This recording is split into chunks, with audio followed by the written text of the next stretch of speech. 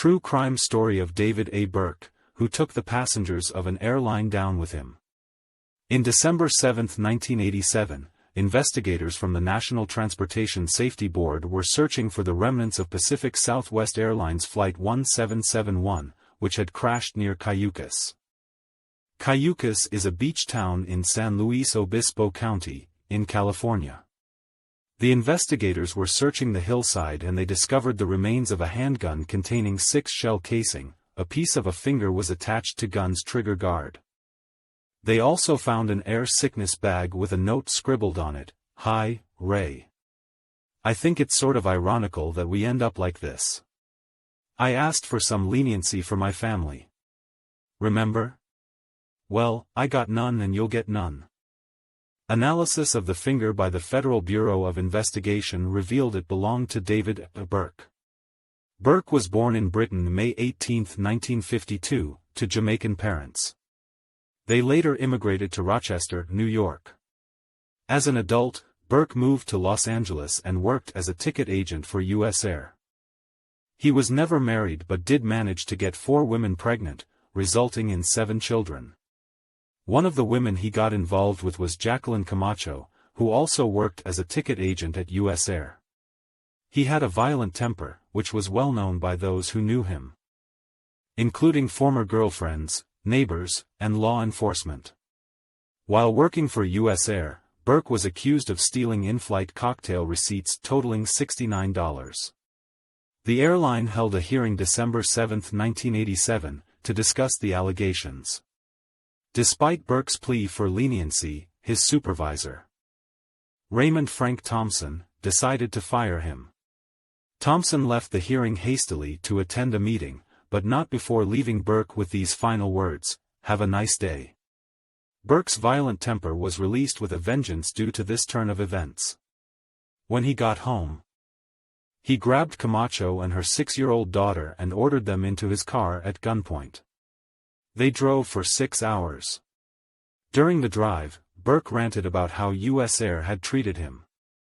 When he calmed down, Burke allowed Camacho to return home. The next day, Burke returned to the airport to buy a ticket. He knew that Thompson regularly flew between Los Angeles and San Francisco. Even more specifically, he knew that Thompson would be taking PSA Flight 1771 that day. He had decided to teach Thompson a lesson for his lack of leniency. Before boarding, Burke called Camacho on his cell phone. He got her voicemail and left the following message: "Jackie, this is David. I'm on my way to San Francisco, Flight 1771. I love you. I really wish I could say more, but I do love you." Burke's employer, Pacific Southwest Airlines, had made a tragic mistake due to an oversight. They had not forced him to surrender his U.S. Air credentials when he was fired. Their mistake allowed Burke to bypass security checkpoints and board the plane with a .44 Magnum revolver, which he had borrowed from a coworker. Flight 1771 departed Los Angeles at 3:30 p.m. The flight to San Francisco would take 72 minutes. Burke found his seat, reached for the air sickness bag in front of him and wrote a note on it. Passengers were advised that they could unbuckle their seatbelts at 22,000 feet. Burke left his seat and walked to where Thompson was sitting. He gave the startled Thompson the air sickness bag and then made his way to the lavatory. He closed the door behind him and withdrew the gun that he had hidden under his clothing. He loaded it and stepped out of the lavatory. Passengers screamed as Burke made his way down the aisle toward the horrified Thompson. Burke shot him twice and then made his way to the cockpit. The pilot, 44-year Greg Lindemood, was at the controls. His co-pilot, 48-year-old James Nunn, was radioing air traffic control to inform them he had heard shots outside the cabin. Right at that moment, Burke burst into the cabin. He shot Lindemood and Nunn once each. Lindemood was killed instantly, while Nunn was incapacitated. Though he desperately tried to maintain control of the plane, he did not have the strength. Douglas Arthur was the chief pilot for PSA flights to Los Angeles. He was aboard the flight as a passenger and aware of the unfolding crisis. He made his way toward the cockpit to regain control of the plane. When he opened the cockpit door, Burke shot him as well.